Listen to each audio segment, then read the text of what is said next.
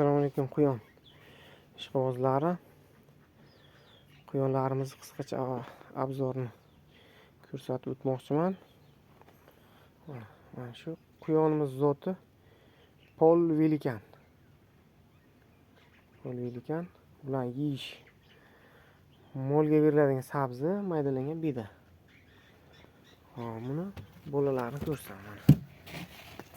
Mana buni bolalariga bularga 15 kun bo'lgan mana shu bolalarga.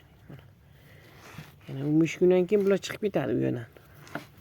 Bu yerda 6 ta bolasi bor. Shular ovqat yeydigan bo'lganda chiqib ketadi. Bu yerda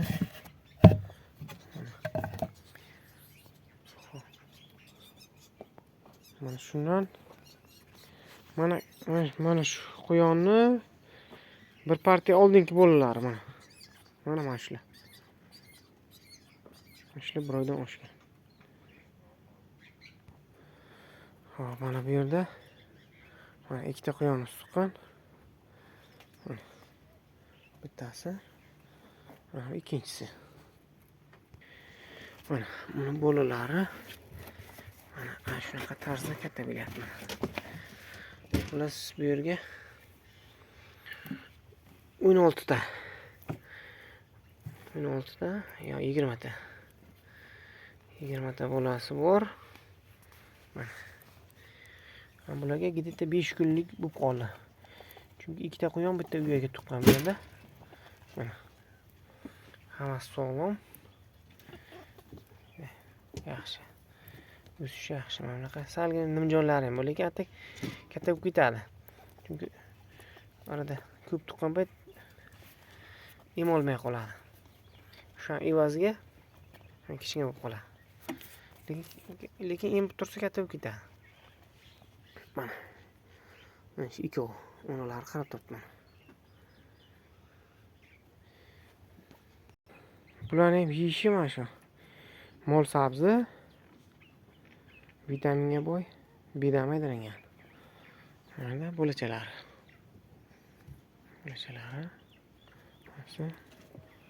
Xullas, mana bu yerda ham bitta quyon tuqqan mana. Uyga kirib ketyapti. Bu yerda bo'lasi bor, hozir uni ham ko'rsam. Mana ko'rsam hozir. Mana onasi emirib turibdi mana.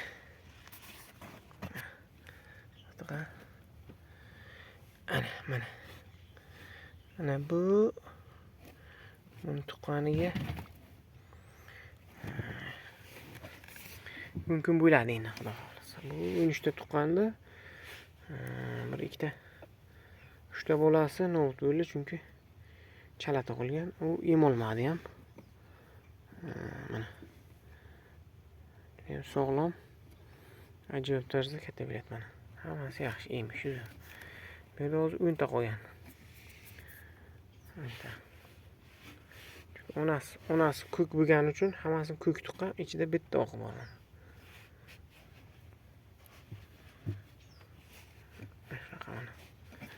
Vaqti bilan o'zi kirib emirib turadi. Xullas, quyon tuqqandan keyin parvarish, muhimi parvarish, e'tibor. Qaramasangiz bolasi chiqib ketib qoladi yoki em olmay qoladi. Shu evaziga nobud bo'lishi mumkin. Atak ko'payish juda ham tez. Hammasi Pol Velikan bular. Hammasi bolalari ham Pol Velikan. Boshqa qo'shilgan zot yo'q. Xullas, mana 4 ta 5 ta uyada hozirgi kunga 50 dan oshib ketdi quyon bolalari. Xudo xolasa amallab katta qilib olsak, bir oy deganda bu hali birinchi partiyasi, mana shu quyonlarning tug'ishi birinchi partiyasi. Faqat bitta, mana boshdagisi bitta o'sha. Chunki birinchi tug'ishiga nimagadir 3 dona tug'di.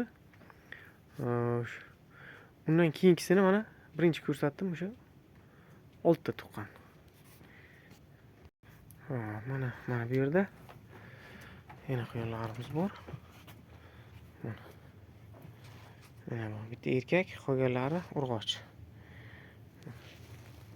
Bular hozirgi kunga bo'g'oz. Bu ham bo'g'oz. Faqat bitta oq bo'g'oz emas. Chunki u bola tashagan. Qarovsiz qoldirilgan. Shuni evaziga o'sha yana xudo xolasa yana o'sha berminni yana keyingi oyga xudo xolasa tug'ilgan. Mana bularning yemishi mana shunaqa beda maydalangani. Molga beriladigan sabzi.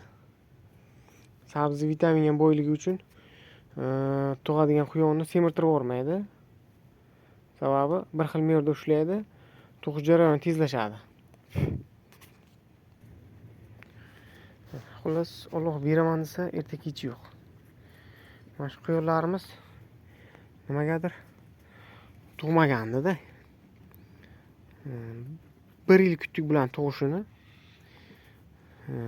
Bir tug'di, balkim endi ob-havo issiq keldimi, tug'ish jarayoni juda ham sekinlashib ketdi.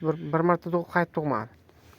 Mana o'sha 2-yilga hozir, Xudoga shukr, mana 50 dan oshib ketdi quyonimiz. Hali yil boshi bu. Boshlanishi. Birinchi, ikkinchi partiya tug'ishlari hali bular. Shu quyonlar.